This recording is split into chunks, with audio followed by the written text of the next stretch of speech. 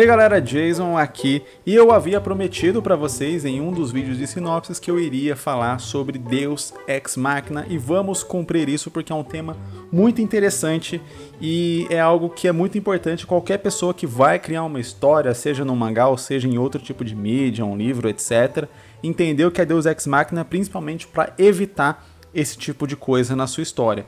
A gente tem, vários desses temas, a maioria dos termos são em inglês, mas nesse caso é um termo que vem, é o termo latim, mas ele vem do grego, nesse caso aqui, enfim, que é o termo Deus Ex Machina. A gente tem vários desses termos que significam técnicas ou elementos, no roteiro, na criação de histórias, e é interessante a gente saber desses termos para poder entender e poder usar, poder utilizar eles dentro da nossa história. Assim também fica mais fácil da gente pesquisar mais coisas sobre e acabar aumentando ali o nosso entendimento, enfim, o nosso conhecimento sobre a criação de histórias, que é aquilo que a gente faz. Então vamos lá. Deus Ex Machina. Antes de explicar o uso dele dentro do roteiro, esse tipo de coisa, vamos entender de onde que ele veio, porque isso explica ao que esse termo se refere. Como eu disse, ele é a expressão em língua latina do termo que ele era utilizado na Grécia, e ele significa, aqui agora traduzindo mesmo, Deus surgido da máquina, Deus Ex Machina.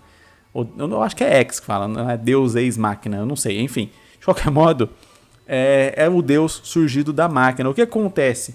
Nos teatros gregos, em vários momentos no final de uma história, quando a trama ela chegava naquele ápice do conflito, de modo que não tinha como o herói sair daquela situação de perigo que ele estava, literalmente surgia um ator, fantasiado de um deus, representando um deus da mitologia grega, que ele era erguido, ele vinha meio que... Não é que ele era erguido, ele tinha sido erguido e ele vinha descendo por um guindaste, e ele meio que resolvia o final ali, ele com o poder de um deus, ele resolvia o final ali da história, ele tirava o herói daquele problema, daquela situação em que ele estava envolvido. Então era uma situação que não tinha como ser resolvida, e aí o Deus vinha, literalmente um Deus vinha, aparecia e salvava o herói. Daí o Deus vindo da máquina, porque era literalmente um Deus que era erguido por um guindaste, que o guindaste seria a máquina nesse caso. Aí vem o termo Deus Ex Machina.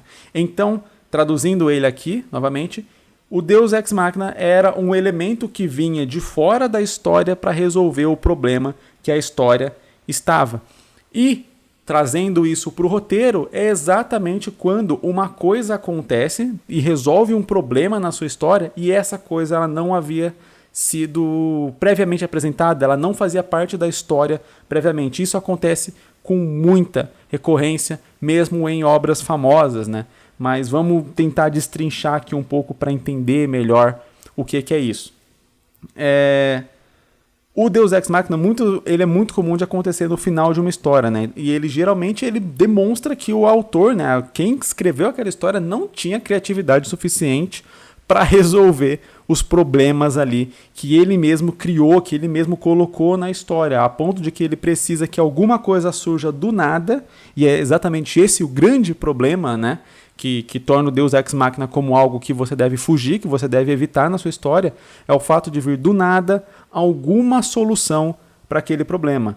E aí, a gente pode citar aqui alguns exemplos. Um exemplo que eu particularmente vi e me incomoda muito é o final do segundo filme do Harry Potter, a Câmara Secreta, Enfim, no final do filme a gente tem o Harry Potter enfrentando o basilisco e ele tá lá tomando um piau, ele não sabe o que fazer, até que de repente surge a Fênix do Gandalf.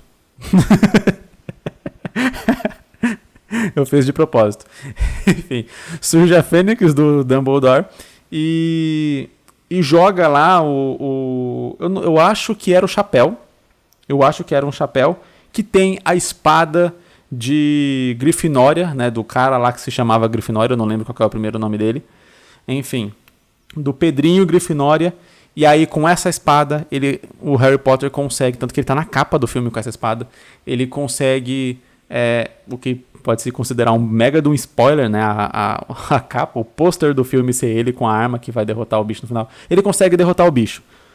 Qual que é o grande lance? Por que isso é considerado um Deus Ex Machina? Porque apesar de, assim, a Fênix, ela foi apresentada antes, né? No meio do filme tem a cena lá onde a Fênix morre, aí o Harry fala, seu passarinho morreu e tal, aí o cara explica, a Fênix nasce da cinza, blá blá blá. Então a gente tem né, uma apresentação da Fênix previamente, se eu não me engano, aí eu posso estar passando pano pro filme, mas é a minha lembrança, né? Já faz tempo que eu assisti. O Gandalf, ele fala que a Fênix gosta do Harry Potter. Então talvez esse seria o motivo justificado em roteiro pelo qual a Fênix iria aparecer no final e iria ajudar o Harry Potter. Porém, aí entra o grande, eu não lembro de nenhum momento da história a espada lá do Pedrinho Grifinória ter sido citada em algum momento ao longo do filme. Então quando essa espada aparece literalmente do nada, a Fênix tira essa espada, sei lá da onde, do chapéu, do buraco do chapéu, entrega pro Harry, e essa espada é a grande espada que pode matar o bicho lá, que eu esqueci o nome agora. Eu falei o nome dele agora há pouco e eu esqueci o nome. Minha mente tá um pouco complicada. Mas enfim, pode matar a cobra gigante lá, que era o grande problema do filme. Então isso é um Deus Ex Machina, porque essa espada não foi apresentada, a gente não teve uma busca por essa espada, a gente não teve o herói, ele não foi importante ali. Ele só foi importante para ele ser uma mão para segurar a espada, mas até ali, se a Fênix tivesse soltado a espada no ar, a espada teria caído enfincada no bicho e mataria do mesmo jeito. Então, o que eu estou falando é que a espada ela surge do nada, esse recurso ele surge do nada e ele resolve o grande problema ali da trama. Não é o próprio herói, através de esforço, através de uma busca, que resolve o problema. Vamos aqui pensar em outra forma, alguma coisa que poderia ser um Deus Ex Machina, mas ele não é, porque ele foi construído ao longo da história. Vamos falar aqui de Vingadores Guerra Infinita. No Guerra Infinita a gente tem, né, no final ali, o Thor chegando com um machado que é capaz de abrir um buraco no peito do Thanos, né? Então é a arma de matar um titã, eles falam isso. Por que é o Thor chegando e atacando o Thanos não é um Deus Ex Machina? Precisa falar, ele chega no final do filme e quase mata o vilão com um golpe e tal. Então ele é um Deus Ex Machina? Não, ele não é um Deus Ex Machina, porque no começo do filme a gente tem o Thor falando, vamos buscar essa arma, porque ela é a arma que a gente precisa para poder acabar com o Thanos. E aí, ao longo do filme, a gente vai vendo a jornada proativa do Thor em busca de criar esta arma que vai fazer isso no final. Então, quando ele chega no final, a gente está tendo o que é considerado como um payoff, né? Um pagamento pela jornada que a gente viu ele trilhar ao longo do filme. Se a gente tirasse todas as cenas do filme onde o Thor cita o machado lá, o Rompe-Tormentas, tira a parte dele indo lá encontrar com o anão, tira todas as partes que envolvem o Thor do filme e coloca ele só no final, chegando com aquela arma e dando aquele ataque, aí o Thor seria um Deus Ex Machina. Aí naquele momento o Thor seria um Deus Ex Machina, mas como aquilo foi construído e apresentado ao longo do filme, ele não é. Muito pelo contrário, aquilo, né, sendo um grande salvador, acaba sendo exatamente um pagamento. E aí a gente entra numa estrutura positiva, né, que é o chamado payoff, né? Que é a estrutura de setup e payoff. Setup é quando você apresenta alguma coisa, payoff é quando aquela coisa ela dá ali o seu destino, o motivo pelo qual ela foi apresentada. Então, setup era o Thor falando dessa arma, forjando a arma, se esforçando para criar essa arma, e o payoff é o Thor chegando com essa arma e essa arma fazendo aquilo que ela diria que ia fazer, que era arregaçar, que era quase matar. Era matar, enfim, que ele errou. Enfim, quase matar um titã. Então a gente tem ali realmente a apresentação certa no roteiro. Eu achei interessante, aqui, por exemplo, né, eu estava estudando um pouco sobre Deus Ex Machina para poder falar para vocês, e eu não tinha pensado num Deus Ex Machina. Na verdade, tem 2 filmes de ET que tem Deus Ex Machina, né, muito claros, no Guerra dos Mundos e nos Sinais, né, a gente tem essa presença do Deus Ex Machina. Principalmente no Guerra dos Mundos, você não tem nenhuma atitude humana proativa dos personagens, dos protagonistas ou da humanidade como um todo que derrota os alienígenas. Os alienígenas eles foram derrotados por bactérias. Então, sabe, a gente já sabe que existem bactérias no mundo, ok, tudo mais, só que quando você assiste o filme, você vê aquele nível de destruição, aquele nível de preparo dos alienígenas, eles terem sido mortos do nada, não foi um elemento da trama, não foi um elemento presente, Não foi nada, não foi tipo um vírus que um cientista estava criando ao longo da trama, mostrou aquele cientista, sei lá, criando essa bactéria, uma superbactéria que iria infectar os alienígenas, e aí ele consegue no final, infecta os alienígenas e eles vencem a guerra.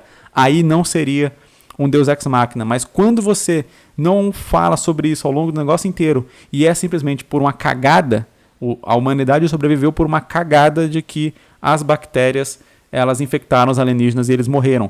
No Sinais também a mesma cagada, só que com água, né? Então a água ela é prejudicial para os alienígenas. Aí tem aquela eterna pergunta, né? Pô, se a água é prejudicial para os alienígenas, por que eles vieram invadir um planeta que é composto 70% de água? Né? A maior parte, o maior território visível, né? Assim, a superfície do planeta ela é mais preenchida por água do que por terra. Então, que alienígenas estúpidos eram esses que vieram justamente para esse planeta? De qualquer modo, de novo, não teve uma pesquisa, não teve um investimento dentro da trama, dentro da história que chegasse a essa conclusão. Foi simplesmente uma cagada. E aí essa cagada resolve o problema. Esse é o grande problema e o porquê a gente deve evitar o Deus Ex Machina. O Deus Ex Machina é uma grande cagada, é uma grande sorte que salva ali e resolve o grande problema. Às vezes a gente pode ter pequenos deuses Ex Machina, né, no meio de uma obra ou algo assim para resolver pequenas situações, mas quando a gente está falando principalmente do grande clímax, da grande situação que vai ali encerrar a obra, encerrar a história que a gente está contando, é crucial que ela não seja por uma sorte, não seja por uma cagada, seja por algo que foi apresentado ao longo da história, algo que tenha sido mostrado, né? Aí entra o conceito que eu falei, do setup e payoff. Então, algo que tenha sido apresentado para que a gente tenha o pagamento, né? Setup a gente pode traduzir para preparação e payoff para pagamento, né? Para conclusão. Então, terminar a história, principalmente no clímax, a gente tem que fazer com algo que foi previamente apresentado e construído ao longo da história para se encerrar ali da maneira melhor, de uma maneira que vai ser interessante para o leitor ver, que ele vai ficar animado de ver, igual a gente fica animado quando a gente vê o Thor chegando com aquele machadão muito louco no final de Guerra Infinita.